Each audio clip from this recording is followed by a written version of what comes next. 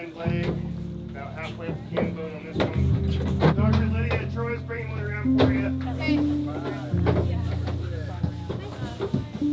There's another one next to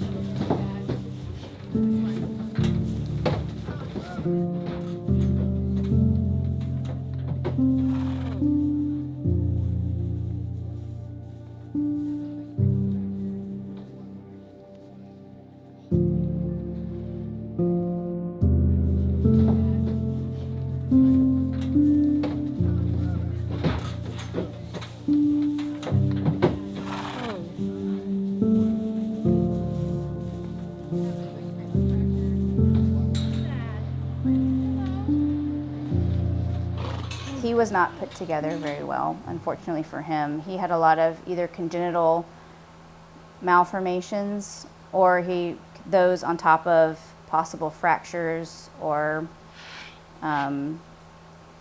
tendon issues, things like that, that growing and continuing to grow would have put more pressure on his joints inappropriately. Like if you look at the footage, he was very down in the front. So there was either severe DSLD already at 2 years old, or it was a congenital laxity of his tendons. Either way, the result is the same, where his fetlocks were on the ground. And the longer he would be alive, the more that would put inappropriate stress on those joints and break him down. And that would be very, very painful if it wasn't already.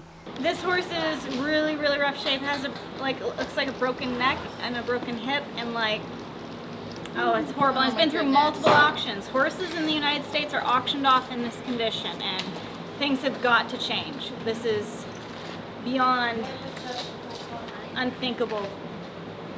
Animals should never, they need to go to a veterinarian. Abusers should not gain off of auctioning animals off in this condition. So this is B24220. He's about 2.5 to 3 years old. Corey got a good look up close to him. He has a wound over his pole between his ears. He's unfortunately malformed. His spine goes up like this, which is called kyphosis, right before his pelvic area, and his pelvis is also misshapen. Does he have any facial markings? He has a star. He has flexor tendon laxity, so his front feet, his pasterns are pretty much on the ground, and he's just overall in very poor shape. And if you looked at his back meeting to his pelvis, it was like this, and that could either be a malformation, a congenital malformation, or he could have had a fracture of his pelvis or his spine, and that's the way it healed back. Either way, that was not really conducive to long-term quality of life. And he also had rhinos, so if you looked at him straight on, his nose did this and turned to the side, which would make it hard for him to continue to eat as he grew. Did you document that, Dr. Gina? What? He's got a rhinos. And I believe I do see testicles. This poor horse clearly has a lot of congenital issues. He's got a rhinos, which is a deviation of the maxilla and mandible. He either suffered a pelvic fracture or has congenital, but it looks like an old fracture. He's got severe atrophy on the left pelvic limb. Watch out, you guys, he might back through here. He's got deep suspensory limb desmitis in all 4 of his limbs, and it looks like he's also got chest wall and lumbar spine deformities. Poor little guy. He's got a snotty nose. He's trying to be good, but he clearly doesn't know what to do. And he's got at least 3, maybe 4 auction tags on. So this guy's just been dumped over and over again.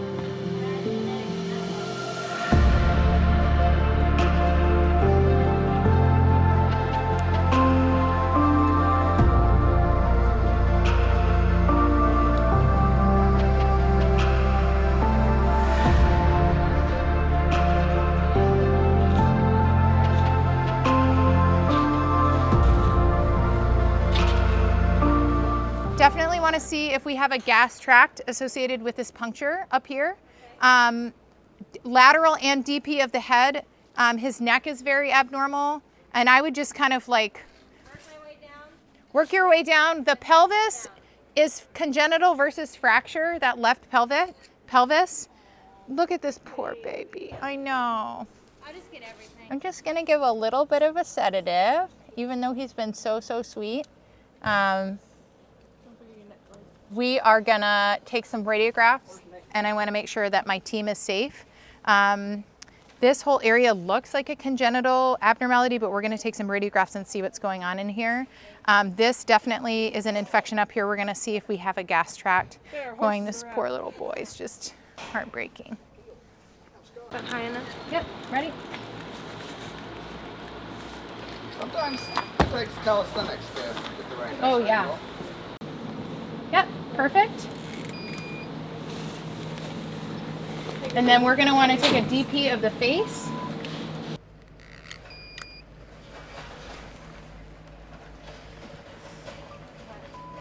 Yep, so definitely rhinos. See how the maxilla and mandible don't line up. And Emily, we didn't quite get the muzzle, so let's try again a little bit lower down. And we're going to do neck as soon as we're done with this. Going back. Okay. Oh, yeah. Oh, bless it. Definitely looks congenital. Okay, we're going to keep going down the spine. Down lower. Yep. Great job.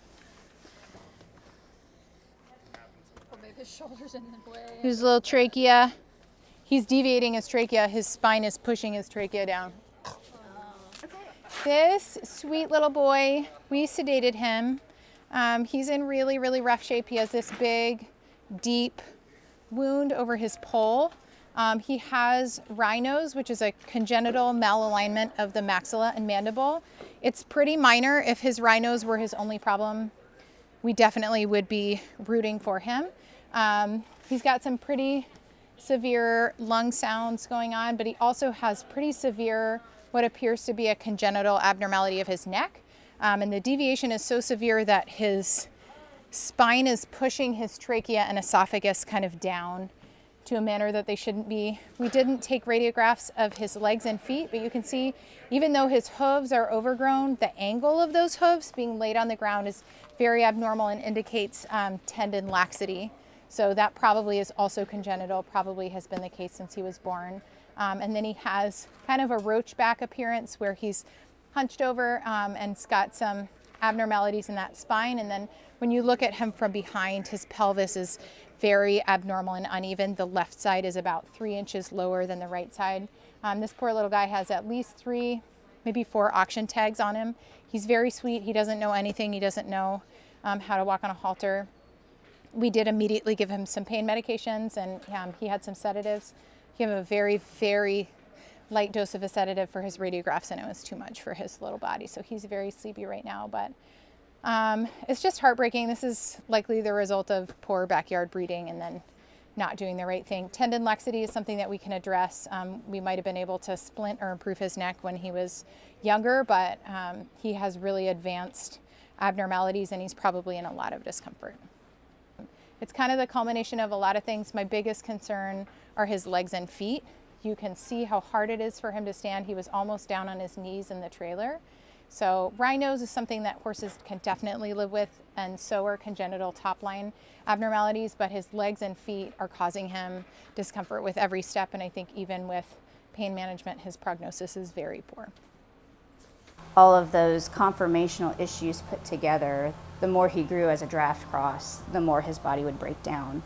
So unfortunately for him, the last act of kindness was what we decided on unanimously, just because we didn't want to see him grow and just break down and be in pain. So he was really cute and really young, but unfortunately all those things together, and he was already having trouble ambulating. He was already showing lameness problems. So even with Banamine, he was still painful. So that was the best thing for him in the long run, unfortunately.